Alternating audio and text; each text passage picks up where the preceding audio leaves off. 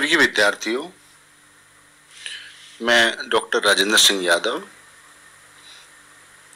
Associate professor geography, M L B government college Bhilwara, Rajasthan. मानव भूगोल द्वितीय वर्ष कला के अध्ययन में आज का मेरा विषय है basic principle of human geography, यानी मानव भूगोल के आधारभूत सिद्धांत। अब सिद्धांत क्या होता है? हम सिद्धांत किसे कहते हैं? सामान्य तौर पर किसी कथन को हम सिद्धांत नहीं कह सकते, या किसी व्यक्ति के विचारों को हम सिद्धांत नहीं कह सकते। वो उसकी व्यक्तिगत विचार होते हैं, चाहे वो भौगोलिक घटनाओं को लेकर हों, चाहे वो वर्तमान किसी परिस्थिति के बारे में बात करते हों।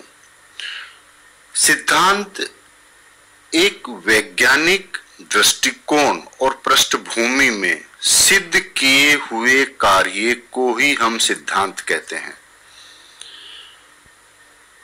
सिद्धांत की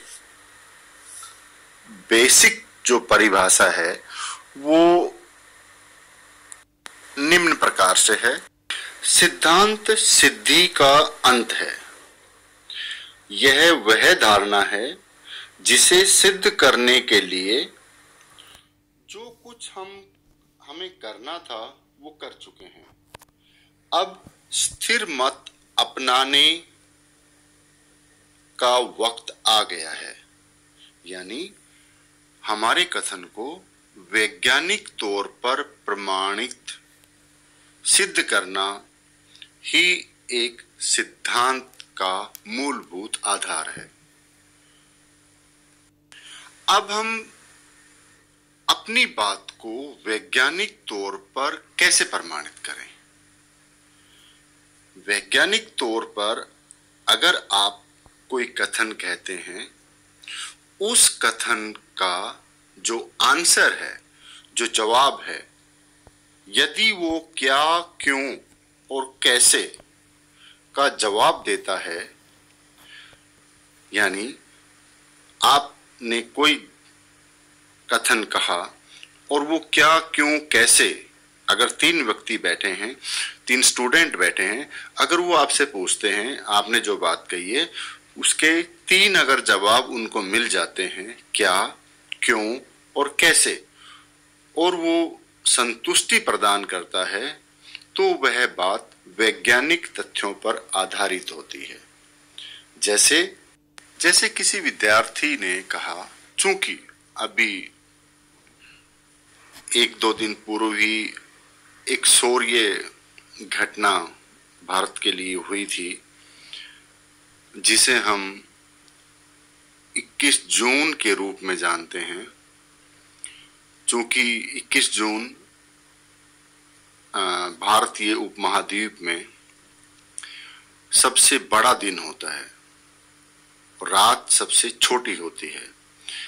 अगर इस छोटे से सवाल के लिए अगर एक विद्यार्थी ने ये कहा कि 21 जून को सबसे बड़ा दिन होता है, और अन्य विद्यार्थी ये पूछते हैं 21 जून को क्यों होता है, कैसे होता है, क्या कारण है, अगर वह उन तीनों आंसर का यानी जवाब देता है उसके प्रश्नों का, तो वह एक वैज्ञानिक प्रमाण होगा, वे उसकी कही हुई कथन का प्रूव होगा। इसी दौरान एक स्टूडेंट ने कहा कि आज अत्यधिक गर्मी है, लेकिन अगले दिन उससे भी ज्यादा तापमान हो जाता है, तो वो उसका एक सामान्य सा कथन होगा कि आज कल से ज्यादा गर्मी है। अगर तापमान और बढ़ जाता है तो हमारे पास इससे आगे जवाब नहीं होता है कि हम कौन सा शब्द इस्तेमाल करें। लेकिन अगर इस कथन को इस रूप में कहा जाए कि आज गर्मी का कारण ये था कि आज का जो तापमान था वो 42 डिग्री सेंटीग्रेड या आज का 44 डिग्री सेंटीग्रेड या आज का 45 डिग्री सेंटीग्रेड है। तो उस कथन को एक प्रामाणिक रूप मिलता है क्योंकि हमने वैज्ञानिक या इंस्ट्रूमेंट के आधार पे तापमान को माप करके अपने कथन की पुष्टि की है। इसे वैज्ञानिक प्रमाण कहते हैं। कोई भी विषय विज्ञान का रूप तब तक नहीं ले सकता जब तक कि वह क्या, क्यों और कैसे जैसे जवाबों की संतुष्टि नहीं प्रदान करता है। इसलिए सिद्धांत भी एक वैज्ञानिक पुष्टि है। जब तक वह कसौटी पर सत्य साबित नहीं होता है वह सिद्धांत नहीं बनता है। अब हम वापस अपने मूल विषय पे आते हैं कि मानव भूगोल के आधारभूत सिद्धांत क्या हैं। यह विषय काफी लंबा भी है, लेकिन यहां मैं आपसे एक चीज, एक कथन या मेरा एक पर्सनल व्यू शेयर करना चाहता हूं कि ऑनलाइन रिकॉर्डिंग करके पढ़ाना व डायरेक्ट क्लास या ब्लैक बोर्ड टीचिंग में बहुत सारा अंतर है। क्लासरूम टीचिंग में स्टूडेंट की जिज्ञासा को भी शांत करना पड़ता है और रिएक्शन के भी जवाब देने पड़ते हैं, लेकिन मोबाइल या कोई इंटरनेट के माध्यम से जब हम किसी लेक्चर की रिकॉर्डिंग करते हैं तब वो तारतम्य जो फेस रिएक्शन क्लासरूम में होता है वो नहीं हो पाता है। इसलिए ये जो आज का जो टॉपिक है, हमारा आज का जो विषय है, basic principle of human geography, वो एक विस्तृत विषय है जिसको समझाने में अगर ज़्यादा वक्त लगता है तो हो सकता है कि हम इसको 2 या 3 भागों में इस लेक्चर को या इस विषय को पूरा करेंगे। तो जो बेसिक प्रिंसिपल हैं ह्यूमन ज्योग्राफी के, वो 3 बेसिक प्रिंसिपल जो हमारे सामने आते हैं अब तक, उनमें प्रथम है विकास और क्रियाशीलता का सिद्धांत। नंबर 2 सार्वभौमिक एकता का सिद्धांत और नंबर 3 वातावरण समायोजन का सिद्धांत। इन तीनों शब्दों में या तीनों जो सिद्धांत हैं, इसमें पृथ्वी पर निवास करने वाले एक बैक्टीरिया से लेकर के एक विशालकाय डायनासोर और व्हेल मछली या ब्लू व्हेल जो विशालकाय समुद्री जीव है, या हम ये कहें कि विशाल से विशाल पर्वत श्रृंखला है, या एक छोटे से छोटा कण है जिसे हम चट्टान कहते हैं, ये समस्त उस श्रेणी में आ जाते हैं। चाहे वो मानव का जीवन काल हो, चाहे वो जीवन चक्र हो, चाहे वो चट्टानों का जीवन चक्र हो, चाहे वो वनस्पति हो, सभी चीजें इन तीनों सिद्धांतों में के अंतर्गत ही अपना क्रियाक्रम जीवन यापन करती हैं। जिस प्रकार मानव जन्म लेकर प्रौढ़ावस्था, युवा से बाल्य से युवा और युवा से प्रौढ़ावस्था लेकर के अपने जीवन को समाप्त करता है, ये उसकी अवस्थाएं हैं। इसी प्रकार चाहे वो भौतिकी हो, चाहे वो रसायन शास्त्र हो, चाहे वो हमारा जियोमॉर्फोलॉजी हो, भूगर्भ विज्ञान हो, सभी विषय और सभी पृथ्वी पर जीवित अजीवित श्रेणी में आने वाले तत्व इन अवस्थाओं से होकर गुजरते हैं। अब हम पहले प्रिंसिपल और सिद्धांत जो कि विकास या क्रियाशीलता का सिद्धांत है के बारे में बात करेंगे। चूंकि हम जानते हैं कि अक्सर हमने हर किसी को कहते हुए भी सुना है कि परिवर्तन प्रकृति का नियम है। कोई भी वस्तु अपने मूल आकार में सदा के लिए नहीं रहती है। उसमें परिवर्तन आता है, उसमें विकास होता है, उसमें वृद्धि होती है और उसके बाद में वो प्रौढ़ावस्था और उसका अंत होता है। ये परिवर्तन प्रकृति का नियम है। इस नियम के अनुसार विश्व में कोई भी पदार्थ, चाहे वो जड़ हो, चाहे वो चेतन हो, भौतिक हो या सांस्कृतिक हो, उन सभी में परिवर्तन होते रहते हैं या उनका रूप परिवर्तित होता रहता है। उनके रूप, अवस्था, कार्यकलाप करने की क्षमता बदलती रहती है।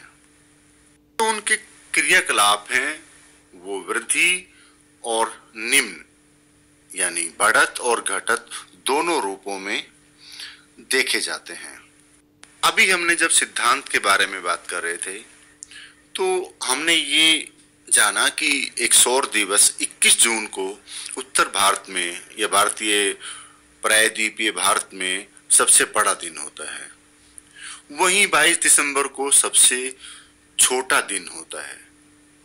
चूंकि ये सूर्य की स्थिति सबसे बड़ा दिवस इसलिए चूंकि पृथ्वी के अपने अक्ष पर झुकाव के कारण उत्तरी भारत का एरिया सूर्य के सामने आ जाता है, जिसे हम ये अक्सर कहते हैं कि सूर्य अभी उत्तरायण स्थिति में है, जबकि सूर्य एक स्थान पर होता है और पृथ्वी अपने अक्ष पे झुकाव के कारण 6 महीने के मध्यकाल में सूर्य के सम्मुख होती है। लेकिन साधारण शब्दों में यह कहा जाता है कि सूर्य कर्क रेखा पर लंबवत चमकता है। इस कारण से अत्यधिक गर्मी महसूस होती है। वही 22 दिसंबर की स्थिति जो 6 महीने बाद आती है वो विपरीत होती है। ये परिवर्तन का नियम है। हम यहाँ ये भी जानते हैं कि कुछ दिन पूर्व भी एक अलका पिंड भी पृथ्वी के समीप से गुजरा था। ब्रह्मांड में कोई भी तारा समूह सभी गतिमान हैं, क्रियाशील हैं। कोई भी अपनी जगह पर स्थिर नहीं है। सब अपने अक्ष या अपने मुख्य तारे के चारों ओर या अपने सौर मंडल में भ्रमण करते हैं। अगर इस भ्रमण की स्थिति में किसी का गुरुत्वाकर्षण क्षेत्र परिवर्तित हो जाता है और वो पथ भ्रमित हो जाता है तो उसे हम टूटे हुए तारे या पुच्छल तारे के रूप में, जो कि अपने स्थान से विचलित हो जाता है, वह दूसरे के आकर्षण क्षेत्र में पहुंचता है और वो वायुमंडल की गैसों के घर्षण से, तेज गति से चलने से वायुमंडल में जलकर नष्ट हो जाता है और कई बार कुछ बचे हुए शेष अवशेष पृथ्वी पर भी आ गिरते हैं। यानी कोई भी चीज स्थिर नहीं है। इसे हम कहते हैं विकास या क्रियाशीलता का सिद्धांत। प्रोफेसर ब्रून्स के शब्द यहाँ पर मैं आपको बताना उचित समझता हूँ। उनके अनुसार हमारे चारों तरफ जितनी वस्तुएं हैं वो सब परिवर्तनशील हैं। प्रत्येक वस्तु या तो बढ़ रही है या उसका विनाश हो रहा है। वास्तव में कुछ भी स्थायी नहीं है, चूंकि भूगोल में भौतिक और मानवीय तथ्य निरंतर परिवर्तनशील हैं। अब इन परिवर्तन के पीछे कुछ बेसिक कारण हैं, कुछ ताकतें हैं, कुछ शक्तियां हैं जिनका अध्ययन आवश्यक है। इन शक्तियों को 2 भागों में हम बांट सकते हैं।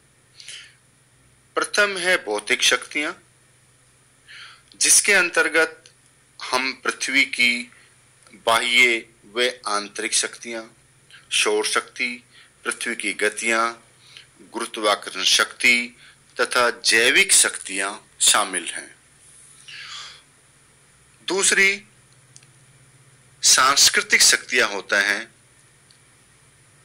जिनके कारण सामाजिक परिवर्तन या मानव के रहन सहन या मानव के रंग रूप या मानव के शारीरिक गठन के अंदर परिवर्तन आता है। लेकिन मूल रूप से भौतिक शक्तियां ही सांस्कृतिक शक्तियों को सीमित करती हैं और परिवर्तित करती हैं। भौतिक शक्तियां पृथ्वी के रूप, आकार और भूपटल को परिवर्तित करती हैं। आंतरिक शक्तियां पर्वत निर्माण के कार्य, भूकंप, प्लेट विवर्तन की इत्यादि कार्यों में या ज्वालामुखी विस्फोट इत्यादि कार्यों में के रूप में हम उनको देख सकते हैं। सौर शक्ति मानव जीवन, वनस्पति इत्यादि के लिए अति आवश्यक है। सौर शक्ति के कारण ही तापमान में परिवर्तन आता है और इसी तापमान में परिवर्तन के कारण वायु दाब में परिवर्तन आता है, जिसके कारण वाष्पीकरण या हवा पवन का रूप लेती है और एक स्थान से दूसरे स्थान पर प्रवाहित होती है। यही उच्च और निम्न दाब कई बार, जैसा कि हमने अब कुछ दिन पहले ही बंगाल की खाड़ी में आए तूफान के बारे में सुना था, वो सब वायु दाब के उच्च और निम्न दाब क्षेत्रों के कारण होता है, जिसके कारण उड़ीसा, पश्चिमी बंगाल में काफी विनाश भी हुआ था।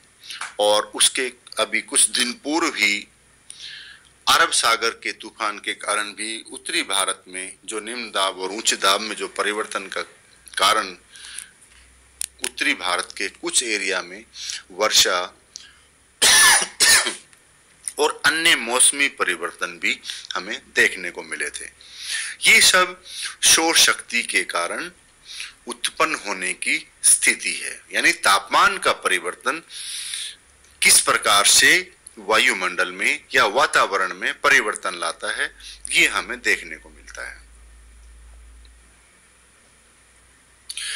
इसी प्रकार पृथ्वी की ताकतों में ही अपरदन चक्र, इरोजन, सौर शक्ति के कारण ही दूसरे बहुत सारे परिवर्तन भूपटल पर पैदा होते हैं। सौर शक्ति के कारण ही तापमान के कारण वर्षा निर्भर है, कौन सा क्षेत्र किस स्थान पर निहित है, वनस्पति का बढ़ना वर्षा एवं तापमान दोनों पर निर्भर करता है। इसके पश्चात पृथ्वी की गतियां।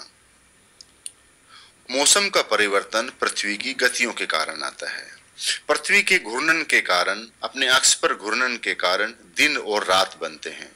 अगर पृथ्वी अपने अक्ष पर नहीं घूमती, जैसे कि चंद्रमा अपने अक्ष पर नहीं घूमता है, तो वहां पर हमेशा जिस भाग में दिन होता है वहां दिन रहता है और जिस भाग में रात होती है वहां हमेशा रात रहती है।